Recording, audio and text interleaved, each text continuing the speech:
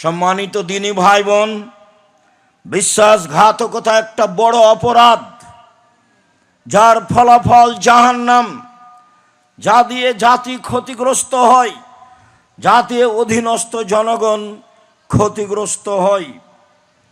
আবু হুরায়রা রাদিয়াল্লাহু তাআলা আনহু বলেন, রাসূল সাল্লাল্লাহু আলাইহি ওয়াসাল্লাম বলেছেন, আয়াতুল মুনাফিকে সালাস, মুনাফিকের চিহ্ন তিনটি। যারা মুনাফিক সমাজে, তাদের লক্ষণ তিনটি। এক বর্ণনায় চারটিরও কথা রয়েছে। এক, এজা হাদ্দাসা কাযাবা, মুনাফিক কথা বললে সাধারণত মিথ্যা কথা বলে।